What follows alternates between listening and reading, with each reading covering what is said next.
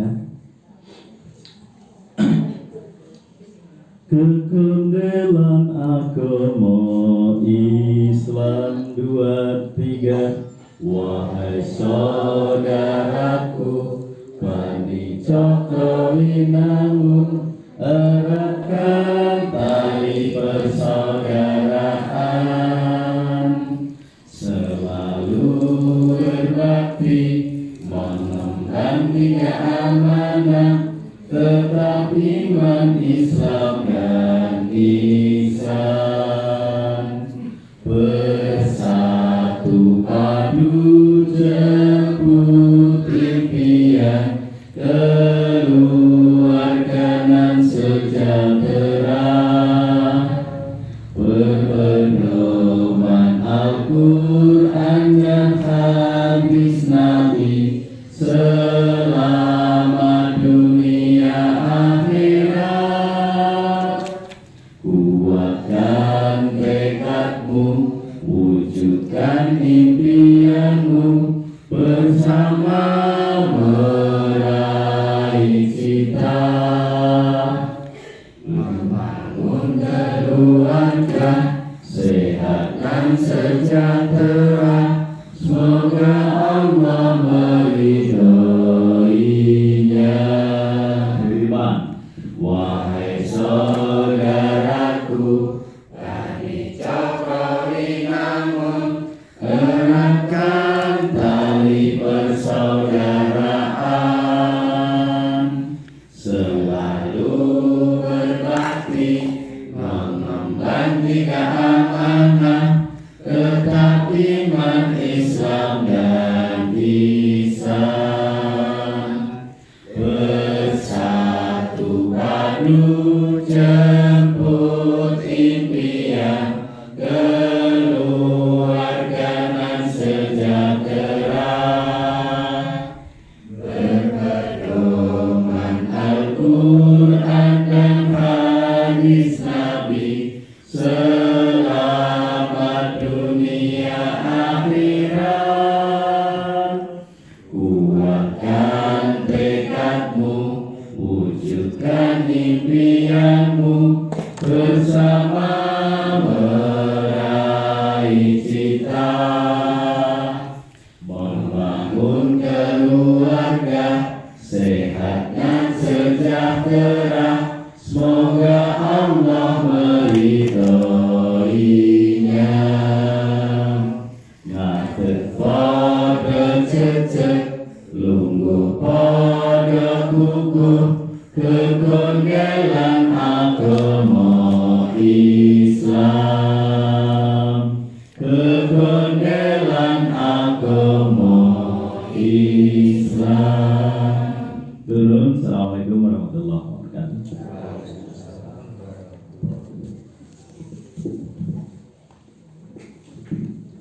Terima kasih kepada Bu Bambang. Acara berikutnya yaitu nasihat keluarga yang akan disampaikan oleh Bapak Ismantoro. Kepada Bapak Ismantoro saya persilahkan.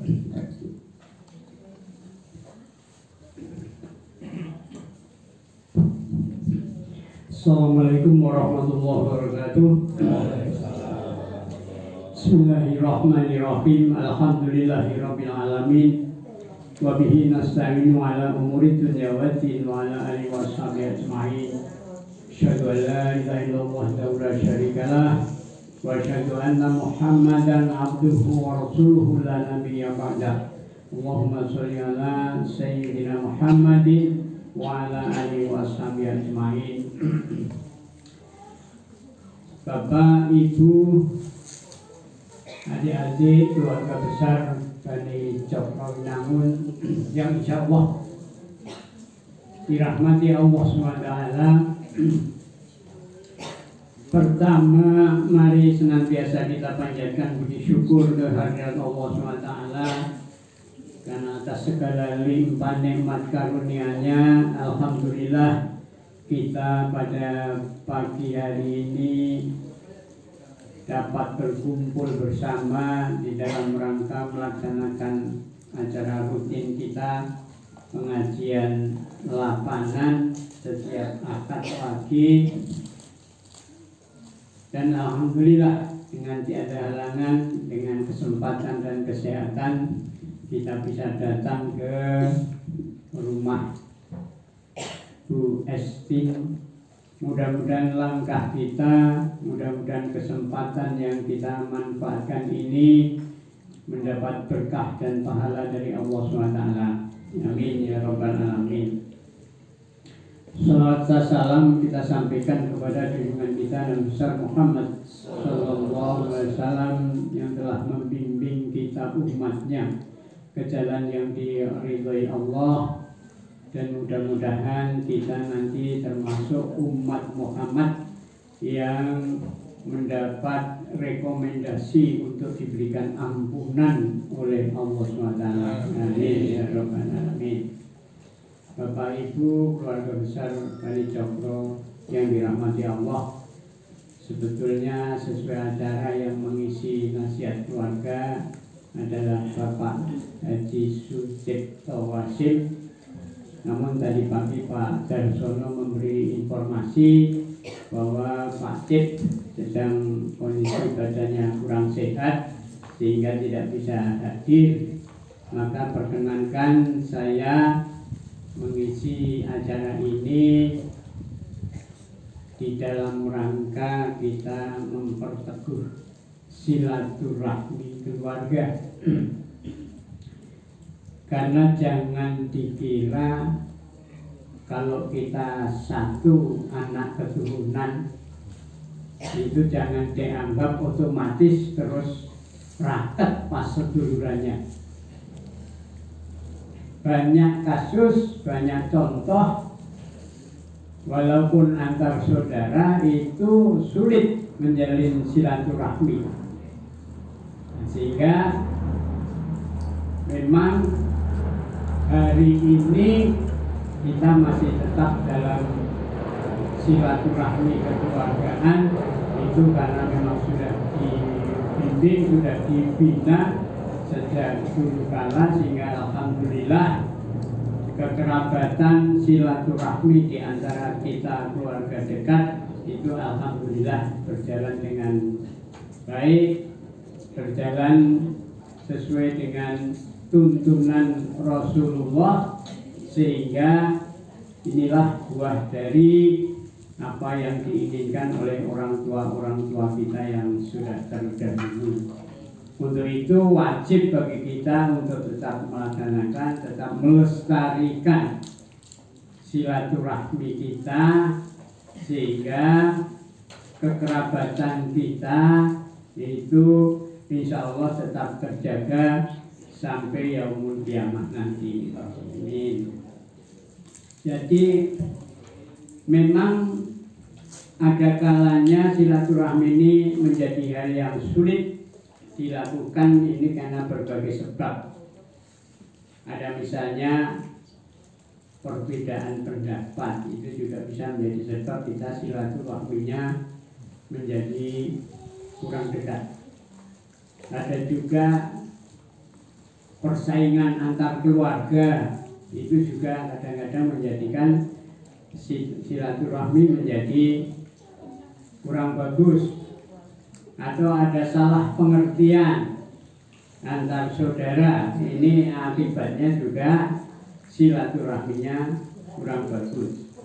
Maka kesempatan ini coba kita tengok sebetulnya apa yang kadang-kadang menjadikan silaturahmi kita itu menjadi kurang bagus.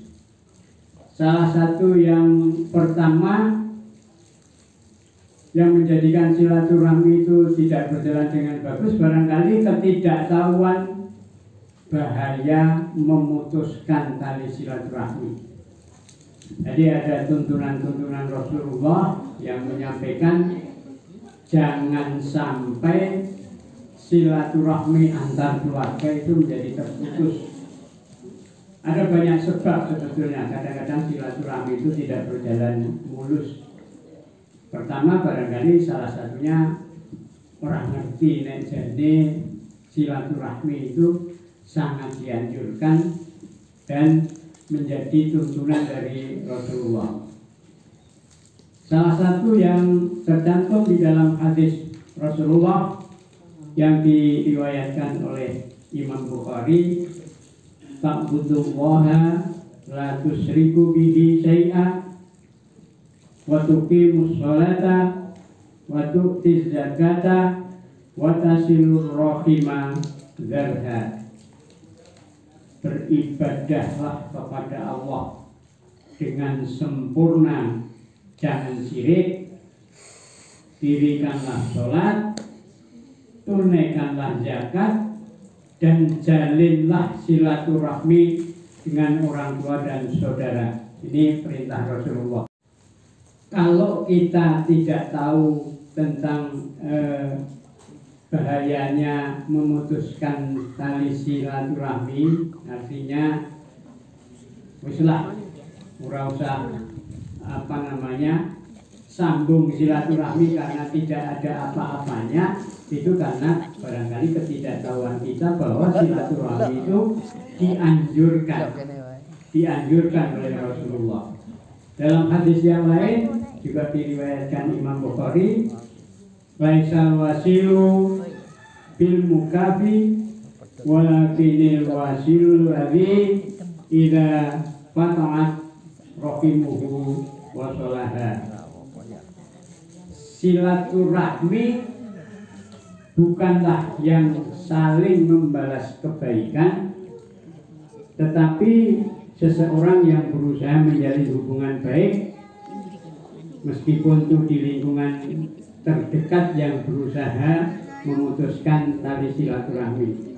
Jadi silaturahmi yang bagus itu ya tetap saja orang lain tidak mau berbaikan dengan kita, ya kita tetap harus berusaha untuk tetap menjalin hubungan baik dengan orang tersebut.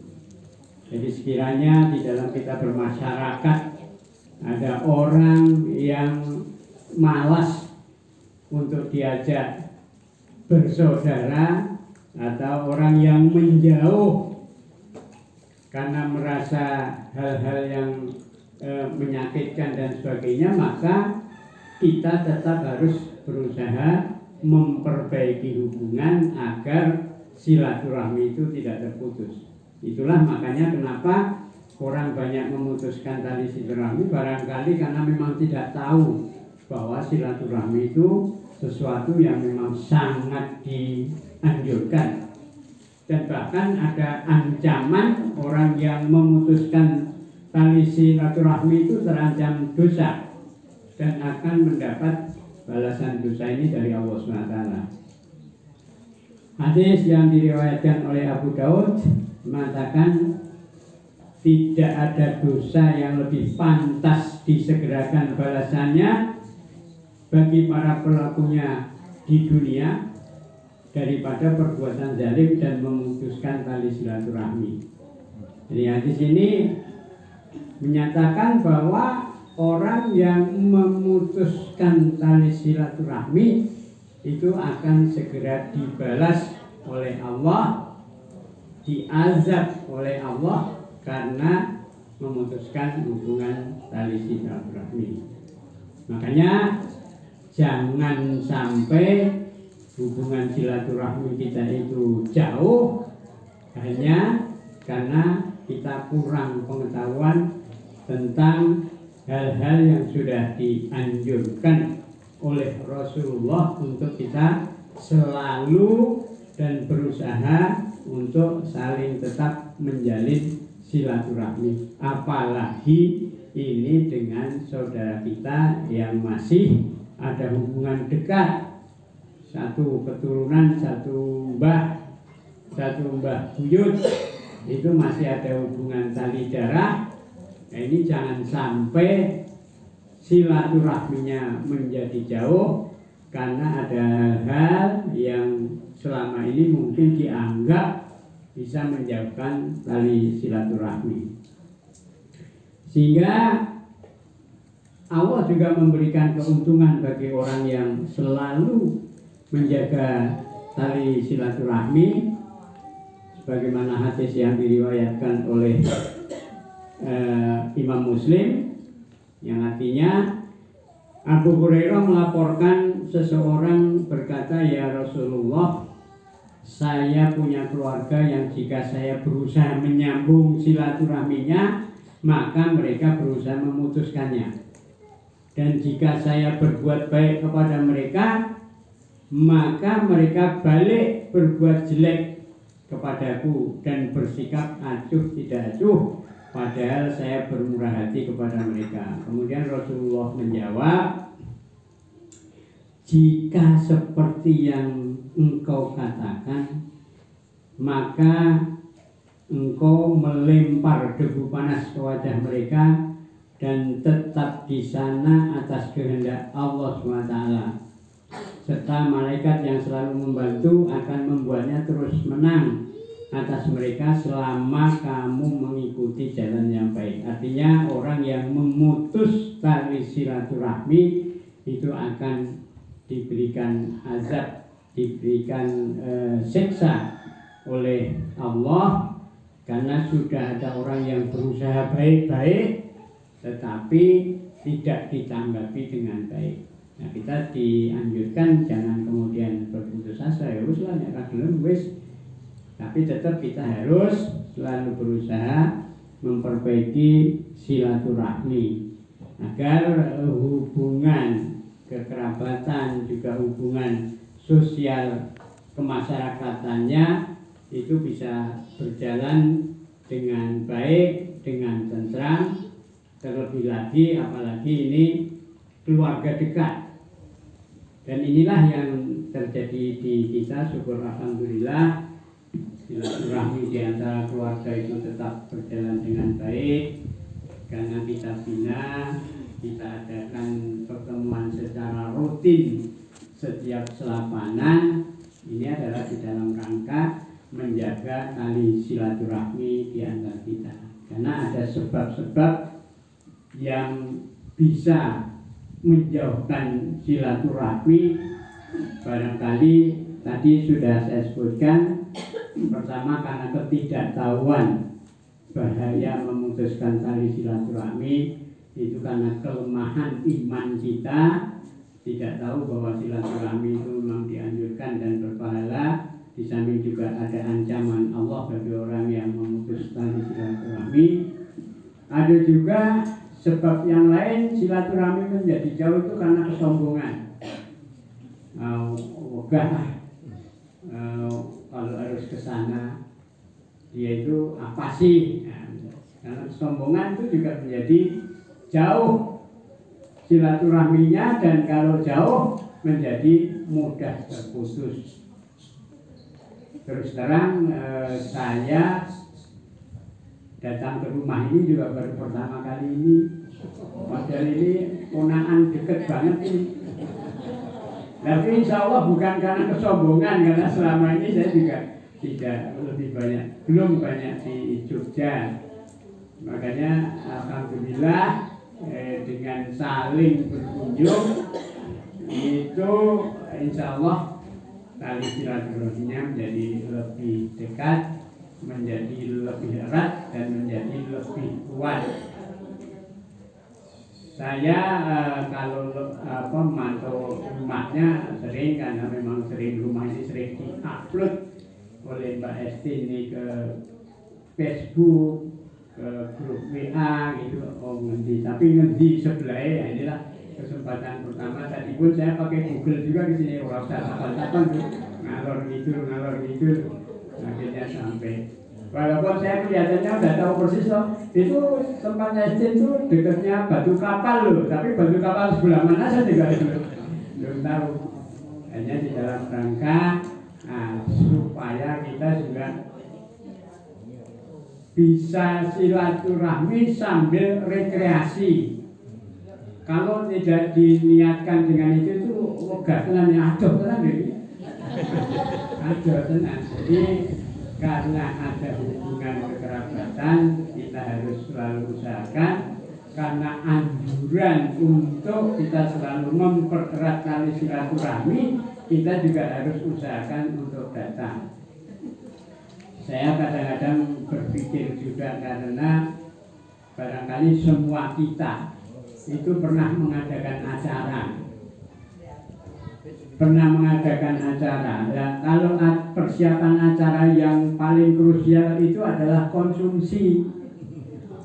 Nek wis disediani konsumsi oke, yang datang sedikit, ya itu ada rasa sedikit kecewa. Walaupun kalau niatnya sudah ikhlas, iya Pak Ustadz itu terserah kamu. Sebaliknya begitu juga. Kita sediakan sedikit, sing teko okeh itu juga menjadikan nggak enak bagi tuan rumah. Dikira kita tidak menjamu tamu dengan baik. Nah, makanya untung di kita ini sekarang sudah ada grup WA sehingga kita bisa saling memberi informasi kesiapan untuk datang. Dan ini kami berharap untuk selalu diusahakan. Kegiatan kita itu setiap akad waktu itu sudah dari dulu, sehingga barangkali kalau ada acara-acara lain yang bersamaan sekiranya bisa disambung, ya harus diusahakan untuk disambung. Sebetulnya saya dengar hari ini di Kelurahan Banguntapan dan Kelurahan Kotorono itu ada pemilihan lurah, ya. Ada pemilihan lurah, nah, tapi alhamdulillah yang dari Kotorono, yang dari Banguntapan itu juga bisa hadir karena memang mementingkan tadi. Jadi nek aku ora teko kan mesake sing di rumah. Westin itu dari jam 2 pagi loh itu. Jadi udah melihat, udah nyayur, udah dibantu sama budi-budinya. Nah itu semangat kita untuk selalu hadir pada acara yang sudah kita sepakati bersama. Inilah yang menjadikan tali silaturahmi kita menjadi lebih guyup. Ada hal lain yang kadang-kadang silaturahmi menjadi renggang, itu karena perpisahan yang terlalu lama.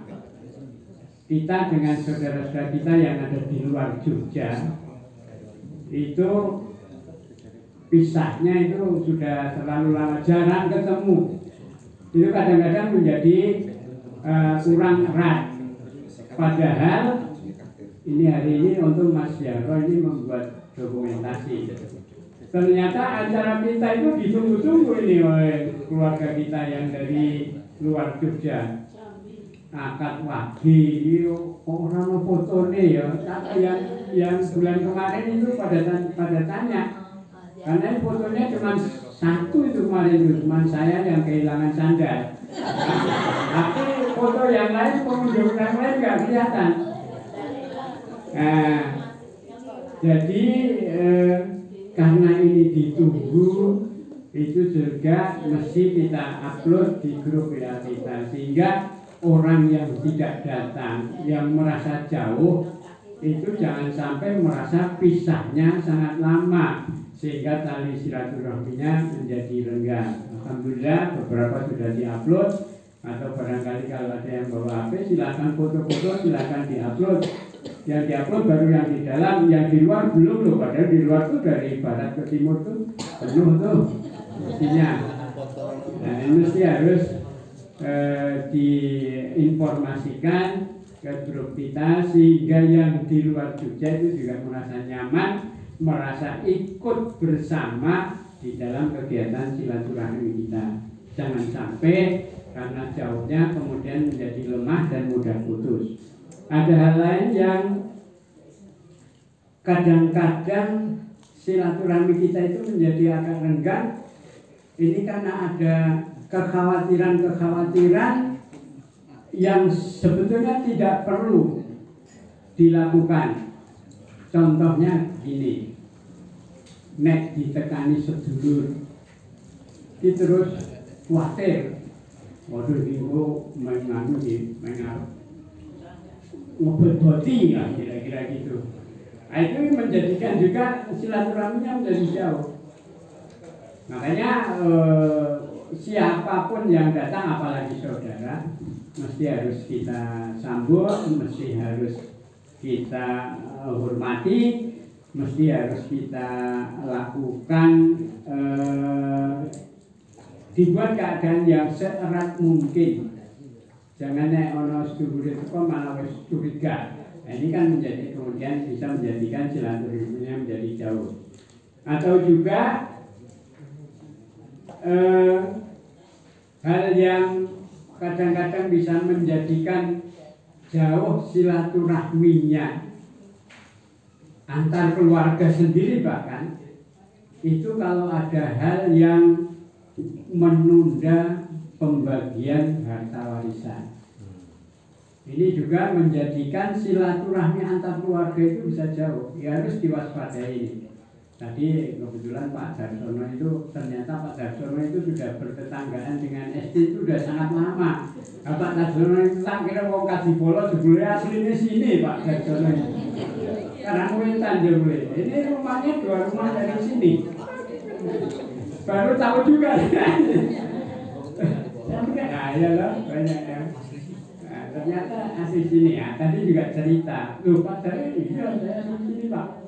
Nah, malah cerita dulu itu bapak saya itu sebelum meninggal itu sudah bagi-bagi di karena anaknya agak banyak di rumah itu di Porololo, sing ngarep kowe sing mburi adikmu apa terserah mana.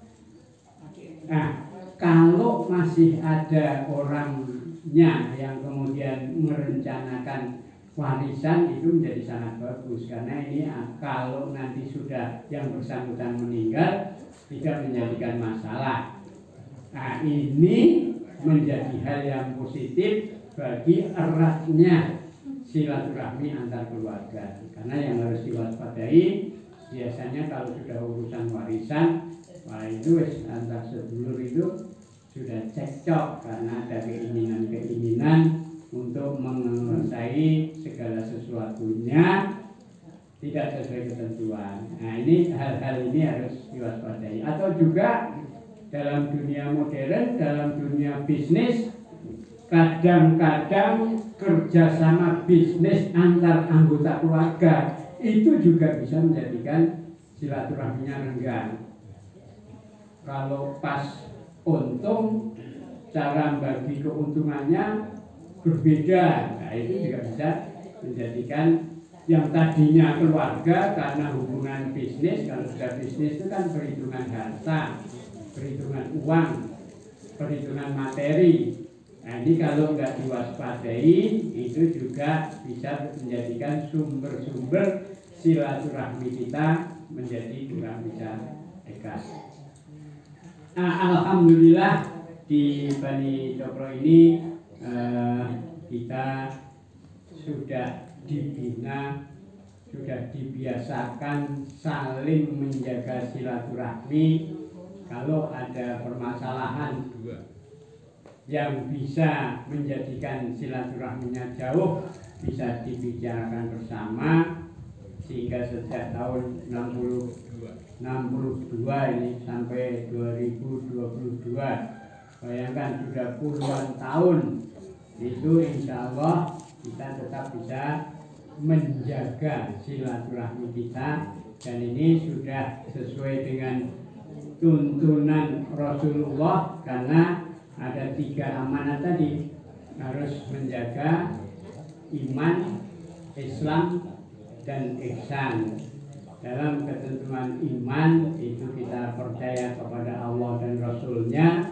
Pelaksanaannya dan kita harus senantiasa berpedoman pada petunjuk-petunjuk Rasulullah di dalam membina keluarga, dan itu menjadi tematik Mars Iqbal kita kan, tetap iman, Islam, dan ihsan. Nah, ini selalu harus dijaga. Dengan demikian insya Allah kalau kita bisa mempertahankan tali silaturahmi ini, maka kita akan selamat dunia dan akhirat. Bapak Ibu keluarga Iqbal yang dirahmati Allah, barangkali demikian. Hari ini zuhur kita jam 11.33. Barangkali menjelang itu kalau masih ada waktu, nanti kita bicarakan kalau ada usulan-usulan, karena kita akan memasuki pertemuan tahunan yaitu Maulud Nabi. Maulud Nabi akan jatuh hari Sabtu tanggal 8 Oktober. Jadi kira-kira 2 minggu lagi. Kalau sekarang tanggal 25 ya 2 minggu lagi. Mari kita bicarakan apa yang perlu kita lakukan. Mudah-mudahan ini juga menjadi sarana kita di dalam membina kekeluargaan ibadah kita. Demikian, ada kurang lebihnya saya mohon maaf. Billahi taufiq wal hidayah. Assalamualaikum warahmatullahi wabarakatuh.